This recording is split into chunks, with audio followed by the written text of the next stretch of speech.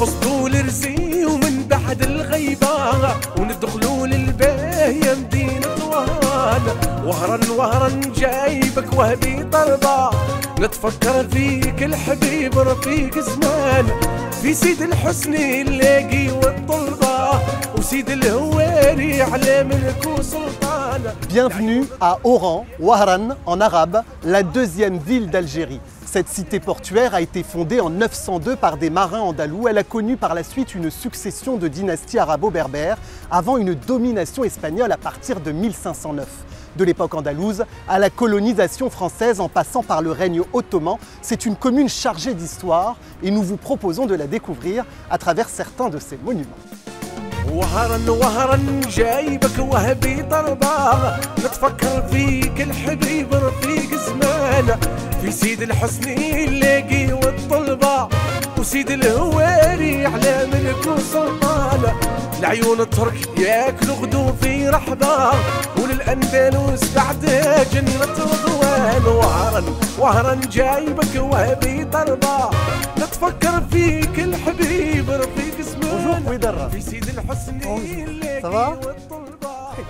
Alors on est ici sur la montagne de Morjajo, à presque 400 mètres d'altitude, et c'est donc ici que les Espagnols ont choisi de construire ce fort, le fort de Santa Cruz, au XVIe siècle. Exactement. C'est le fort le plus visible parce que c'est une fortification de montagne. Parce qu'il y en a à Oran, à l'époque, il y en avait 22 forts et fortins. Et le fort de Santa Cruz, il a été construit sur un nid d'aigle, donc c'est le plus visible de tous les côtés. D'accord. C'est quoi l'histoire de ce fort? Est-ce que vous pouvez nous la raconter? C'est une histoire tumultueuse parce que c'est une symbolique belliqueuse. C'est pour non seulement se défendre, mais en même temps pour assurer la sécurité de la baie de Mers el-Kébir et de la ville d'Oran. Et de là, on peut apercevoir et la Méditerranée, la ville, Mers el-Kébir, l'arrière-pays. Et dites-vous bien, selon la documentation ancienne, on pouvait même apercevoir les côtes espagnoles. Et on aperçoit également la chapelle de Santa Cruz qui est tout aussi visitée que le fort. On va y jeter un coup d'œil? Avec plaisir. نقصدوا الرزي ومن بعد الغيبة وندخلوا للباهية مدينة وهران. Et la chapelle, là, c'est juste la folie sur Instagram. Tout le monde se prend en photo ici. C'est un site incroyable. Là, tu vois, hein? Et c'est vrai qu'on voit le fort, On le voit. on le voit de partout. Alors cette basilique avec sa Vierge Marie au faux air de Corcovado, on n'est pas à Rio de Janeiro, c'est bien Wahran, et c'est la carte postale de la ville. Exactement. C'est le site le plus visité d'Oran, justement.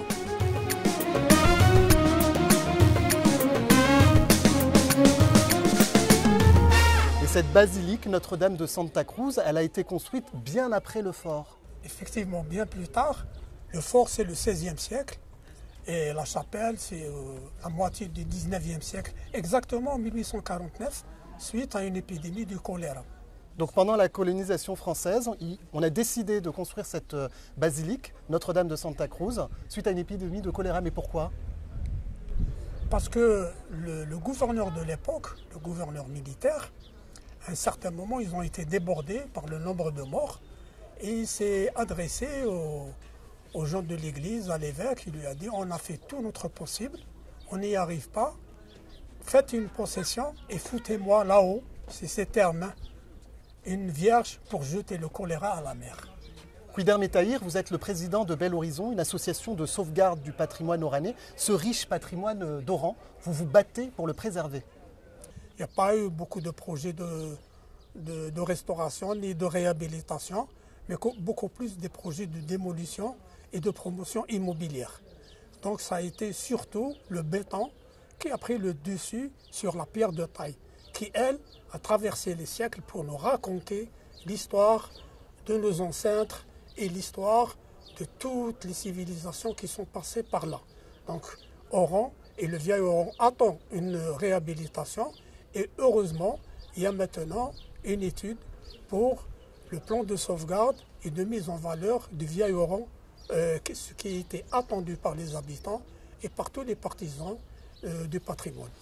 En gros, vous n'êtes pas contre la course à l'urbanisation de cette ville, mais vous voulez qu'elle se fasse conjointement à la préservation du patrimoine. Merci, Kouider Metahir, d'avoir répondu à nos questions. Merci à vous. الله الله يا الوالي وحنا جينا صايرين سيدي الهواري يا الوالي وحنا جينا صايرين. Après presque 3 siècles d'occupation, les Ottomans reprennent Oran aux Espagnols en 1792. Très vite, le bey décide de reconstruire le mausolée du saint patron de la ville, Wari, un érudit soufi qui a donné son nom à ce quartier, Sid el-Houari, le plus ancien de la commune, mais aussi l'un des plus vieux du bassin méditerranéen. يا سيدي الهواري يا الوالي. Bonjour, Al-Houari Ben Setti. Bonjour. Nourine Ben Mammar, bonjour. Vos familles sont descendantes de Sid el-Houari. Est-ce que rapidement vous pouvez nous rappeler qui était votre ancêtre? Enfin, l'ancêtre, c'est Sid el-Houari, devenu saint patron de la ville d'Oran au XVe siècle, il y a très longtemps. Et enfin, nous, depuis, disons, l'époque ottomane, nous vivons à Sid el-Houari depuis la libération d'Oran par le bey Mohammed el-Kbir de l'occupation espagnole. Donc ça fait quand même 9 générations que nos familles vivent à Sid el-Houari ou ont vécu à Sid el-Houari. Alors, d'autres personnages importants ont vécu ici à Oran. On peut citer le célèbre chef militaire, l'émir Abdelkader. Oui, oui. Pourquoi comment vous pouvez expliquer toute cette aura des siècles plus tard? Sid el-Houari est venu dans une période, dans un contexte assez particulier. Nous sommes au XIVe, XVe siècle.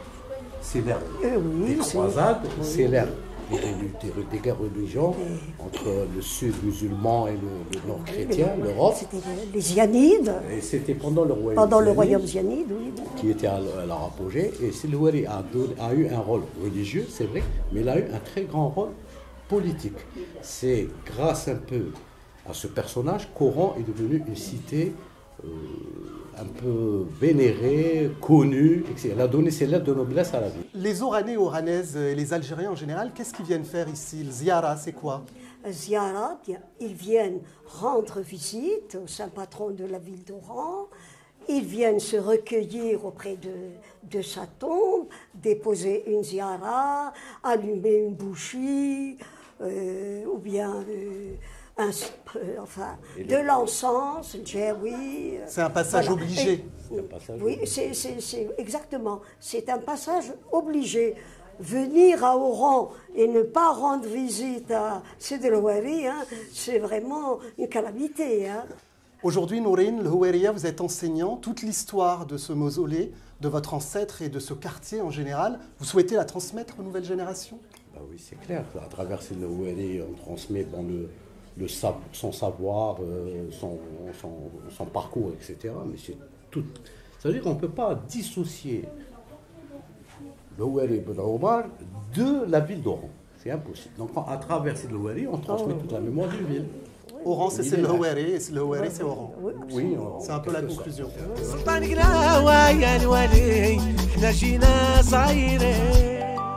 شحال عندك وانت خليفة المقدمة هنايا؟ كان والدي شهادة من بعد دخل 62 دخل الشؤون دينية. هذا الاستقلال دخل الشؤون دينية. شيباني تاع بويا الله يرحمه جابه هنا في السبعينات. كبروا ولادنا وكانت ومات. زادت الوالدة ثاني شدت وماتت وبقيت هنايا. وهران وهران رحتي خسارة هجروا منك ناس شطارة يا وهران رحتي خسارة هجروا منك ناس شطارة قعدوا في الغربة حيارة والغربة صعيبة وغدارة قعدوا في الغربة حيارة والغربة صعيبة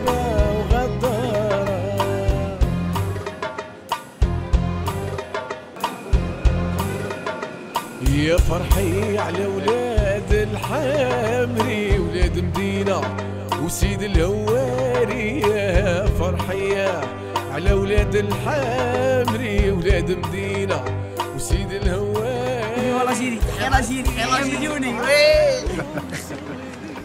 Oran, c'est aussi la capitale mondiale du rail, un style de musique né dans l'Oranie des années 1920.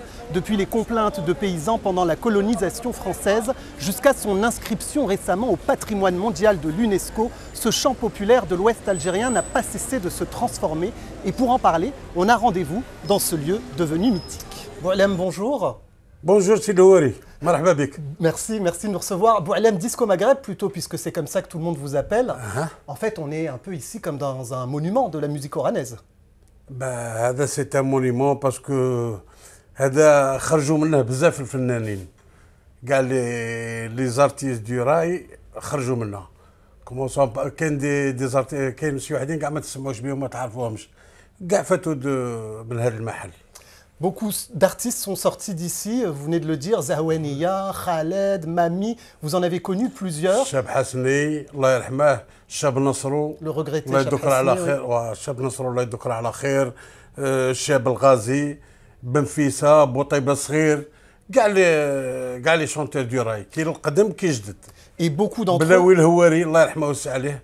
Et beaucoup d'entre eux, de ceux que vous venez de citer, ont sorti leurs cassettes, leurs premières cassettes ici. Ça, c'était pendant l'âge d'or du rail, jusqu'au début des années 2000.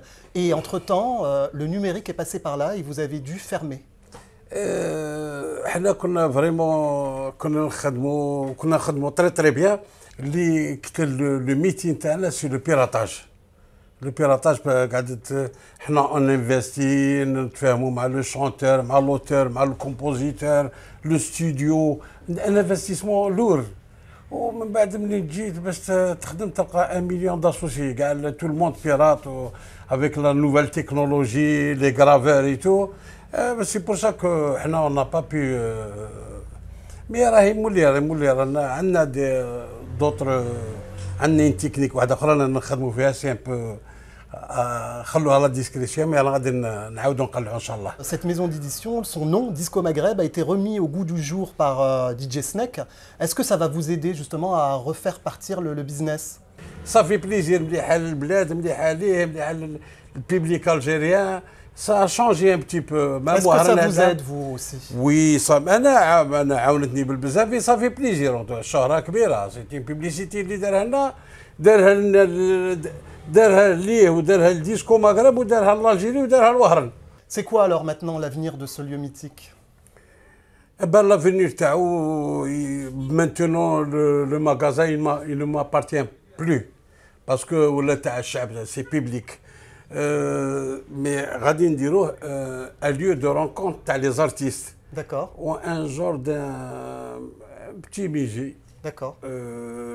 يبقى قاعد سي تاع البيبليك ماهوش نتاعنا وحنا عندنا اون اكتيفيتي رانا غادي نديروها هو بريمير ايطاج. عندنا اون اكتيفيتي واحده اخرى كي كوريسبون افيك لا ميوزيك غادي نديروها في البريمير ايطاج وهنا تحت يقعد ان بتي ميوزي. Plus de la moitié des Algériens ont moins de 28 ans et beaucoup s'identifient à cette musique. Pourquoi à votre avis? Ça leur parle les problèmes تاعهم كاع يلقاوهم في الكاسيت. Il y a des chansons sentimentales, il y a كاين اللي يغني على مو، كاين اللي يغني على مرتو، كاين اللي يغني يعطوني ولدي، كل واحد واش الور الناس لا يبردوا جنونهم في الموسيقى تاع الراي. Et enfin, après toutes ces années à avoir travaillé dans cette industrie, le rail classé récemment au patrimoine mondial de l'UNESCO, c'est une fierté pour vous, je suppose? C'est une très grande fierté. وليا ولي الجيريان كامل ولي شونتور تاعنا تاع الراي والما ولا المجرى. كان حاكم مديريفي كان رايح لجهه اخرى مي راه ولا المجرى الحمد لله يا ربي صافي بليزير. Avant de nous quitter, Boualem, j'ai besoin d'un petit renseignement. مرحبا بك. J'aimerais manger une karentika, la meilleure qui existe à Ouaran. Est-ce que tu peux me recommander où aller?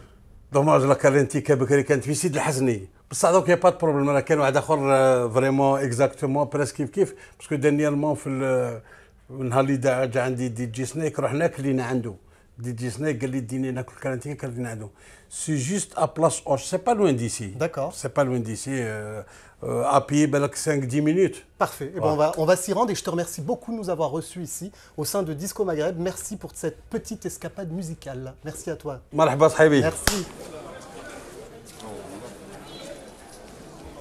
اسمح لي خويا. قالوا لي بلي كاين كارنتيكا هنايا. سكيت باري جو بونس كاين واحد اللي ها ولا اللي ها تبغي تاكل كارنتيكا تما روح نوري لك. تديني؟ بيان سور روح تفضل معايا روح. غراف.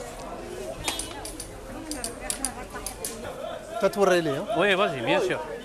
تفضل. هنا. وي هنايا. السلام عليكم. راكم لاباس؟ صحيح شكرا. ميرسي بوكو. صحة وبليزير. Qu'est-ce qu'elle a de fameux cette Karantika? الكارنتيكا هذه على بالك سي ان بلا كي تري كوني والكارنتيكا تاعنا خرجت من وهران ولا ان بلا ناسيونال في الجيري كاع. Elle est faite sous base de pois chiches, الحمص. Je me permets de goûter. Bien sûr بصحتك كل. كون ندير شويه هريسه وشويه كمون. هكا tu vas la déguster complètement. On peut lui rajouter bien sûr. الكارنتيكا elle est faite sous base de الحمص pois chiches مطحون. ولو مو كارنتيكا حنا ما نقولوش كارنتيكا. في وهران ديجا نقولوا الحامي، من بكري نقولوا الحامي حنا ولا والدينا ونايريتي هذا لو مو. Sauf que le mot a été changé à travers le temps, avec le dialecte. Chaque génération, elle crée son dialecte. Karantika en espagnol, ça veut dire caliente. Caliente, ça veut dire chaud. C'est pour ça que le harna, il dit le hami. Alors, à partir de ce jour, le karantika est un plat national. Puis Alger, il dit garanteta. D'accord. Puis on simplifie le mot, on dit karantika. Caliente. C'est-à-dire le mot a été modifié complètement. Et normalement, c'est caliente. En fait, les Oranais ont rajouté le tika. Voilà, à la fin. le tika. Le tika, c'est le plat avec ce dialecte oranais ou là, un plat national. C'est un plat à la mode, en plus, qui n'est pas cher. Voilà, il n'est pas cher. Tout le monde peut se l'acheter. C'est le plat du jour de tout le monde, c'est-à-dire tout le monde peut le manger. Et alors, ça vient d'où exactement? C'est sorti d'où? Qui l'a composé? Qui l'a inventé? Oui, c'est une bonne question déjà. Elle était faite, Mikano, les Espagnols, où il y avait les prisonniers dans le fort. Oui, au fort de Santa Cruz. Voilà. Alors, voilà. Alors, chez Darou, ils l'ont moulu, etc. Darou un plat. Mais sans savoir qu'elle allait prendre cette universalité. Voilà. D'accord. On la trouve un peu partout, pas que à Oran. C'est ça. Et elle représente bien la ville d'Oran. Merci. Voilà, c'est comme ça que se termine notre petite visite de la ville d'Oran. On vous donne rendez-vous très vite pour la découverte d'une autre ville algérienne.